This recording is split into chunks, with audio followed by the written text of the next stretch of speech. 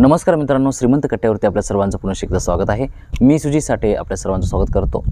कसं माहिती आहे का, मागच्या काही वर्षांपूर्वी एक चित्रपट आला होता 3 इडियट्स आणि तो सगळ्यांचा फेवरेट चित्रपट आहे। भरपूर लोक त्या चित्रपटाला पसंती देतात, पण तो चित्रपट मी सुद्धा बऱ्याचदा बघितलं माझ्या आयुष्यामध्ये। भरपूर आनंद भेटतो त्या चित्रपट पाहिल्यानंतर। आपल्या आयुष्यामध्ये जे आपलं पॅशन आहे ते आपण फॉलो केलं पाहिजे असं आपल्याला लक्षात येतात।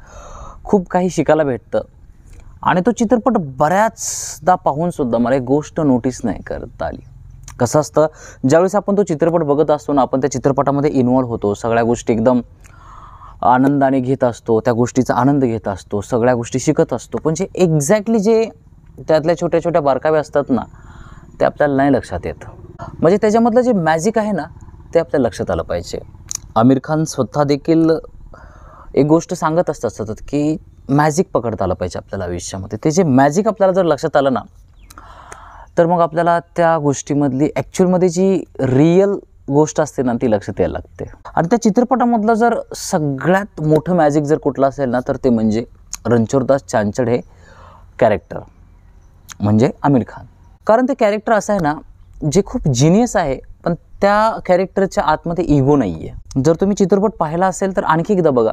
संपूर्ण चित्रपट होईपर्यंत आपल्याला त्या व्यक्तीचं असं स्ट्रॉंग व्यक्तिमत्व आपल्याला नाही पाहिलं येत। तो सतत असा क्युरियस असतो, सगळ्या गोष्टी जाणून घेण्यामध्ये, प्रश्न विचारण्यामध्ये, इतरांना हसवण्यामध्ये। ही इज व्हेरी नॉर्मल आणि एकदम सिंपल व्यक्ती आहे तो। त्याच्यामध्ये ॲटिट्यूड नावाचा प्रकार आपल्याला दिसत नाही आहे। पण जर आपण बाकीचे जर मूवीज बघितले, लाईक KGF असेल, पुष्पा असेल, त्याच्यामध्ये जो हिरो आहे ना, त्याचा एक सर्टन ॲटिट्यूड आहे आणि त्या ॲटिट्यूडमुळं आपण इन्फ्लुएन्स होतो। आपल्याला वाटतं की हिरो इज द नायक आणि मग आपण त्या अशा प्रकारचे बनायला लागतो। पण लाईफ जगत असताना ना, तो रणछोडदासचा जो ॲटिट्यूड आहे ना, तो खूप कामी पडतो आपल्याला आयुष्यामध्ये। अशी जी लोकं असतात ना, जी अतिशय ब्रिलियंट असतात, पण ज्यांच्यात अजिबात ॲटिट्यूड नसतो, अहंकार नसतो ना, अशा लोकांसोबत राहायला खूप आवडतं। अशा लोकांची भांडणं कधी होत नाहीत, अशा लोकांना कधी स्ट्रेस येत नाही। अशा लोकांसोबत किती जरी मोठे इश्यूज झालेत ना, ते एकदम लाईटली घेतात आणि तिथल्या तिथं मिटवून टाकतात, जास्त लोड नाहीत घेत।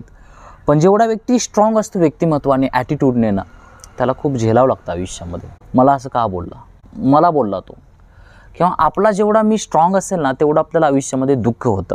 त्याच्यामुळे आयुष्यामध्ये ना शिकायचं असेल ना, तर ते रणछोडदास चांचडचा जो ॲटिट्यूड आहे ना, तो आपल्या लक्षात आला पाहिजे। त्याला डिरेक्टरने मारलं तरी देखील तो एकदम मार खातो, पण शांत राहतो। पण बदल्याची भावना नाही आहे कुठल्या गोष्टीच्या बाबतीमध्ये। बदला जरी घेतला तर तो रिस्पेक्टफुली कॉमेडीच्या स्वरूपामध्ये तो घेतो, मजामध्ये बदला घेतो। पण कुणाबद्दल मनामध्ये द्वेष ठेवत नाही, तिरस्कार ठेवत नाही, कुणाबद्दल मनामध्ये त्याच्या ईर्ष्या नाही आहे। सिम्पल, स्वतःला आयुष्यामध्ये पुढे घेऊन जायचं आहे, स्वतःला अपग्रेड करायचं आहे, शिकत राहायचं आहे, एवढंच त्याच्या आयुष्यामध्ये असतं।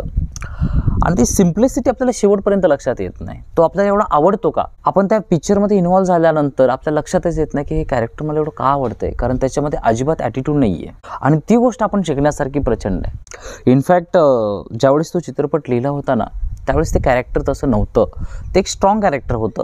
पण ज्यावेळेस तो आमिर खान रोल प्ले करत होता ना, त्यांनी स्वतःहून ते कॅरेक्टर बदललं, चेंज केलं। तो मला ॲटिट्यूड नाही द्यायचा त्याला, आणि तो ॲटिट्यूड नसल्यामुळं, ती विद्यार्थी दशा असल्यामुळं ना, तो खूप पिक्चर गाजला। आणखी प्रचंड लोकांचा तो फेवरेट चित्रपट आहे आणि आपल्या आयुष्यामध्ये ते आपण शिकणं खूप महत्त्वाचं असतं।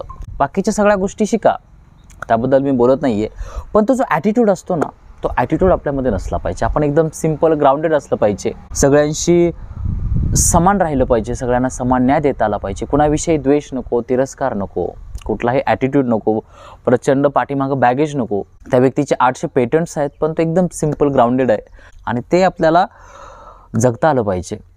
आणि ज्यावेळेस आपल्या आयुष्यामध्ये आपण त्या गोष्टीसाठी प्रयत्न करूत, आपल्याला आपल्यामधला अहंकार ज्यावेळेस दिसायला लागतो, आपल्याला आपला ॲटिट्यूड, आपला मीपणा ज्यावेळेस दिसायला लागतो ना, त्यावेळेसच मग आपण त्याच्यावरती काम करायला लागतो, आपण सिम्पल व्हायला लागतो।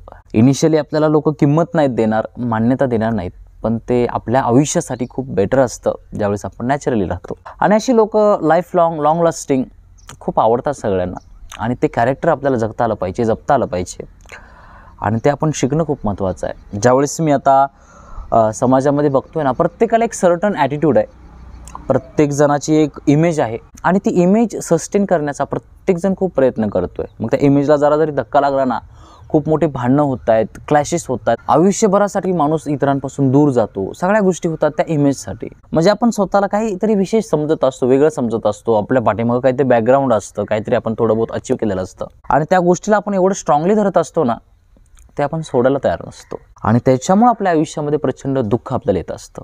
पण ज्यावेळेस आपल्याजवळ काही जरी असलं ना, तरी ज्यावेळेस आपला ॲटिट्यूड शून्य असतो किंवा आपण सिम्पल राहतो ना, त्यावेळेस मग आपल्याला आयुष्याचा जो खरा आनंद आहे ना, तो मिळायला लागतो.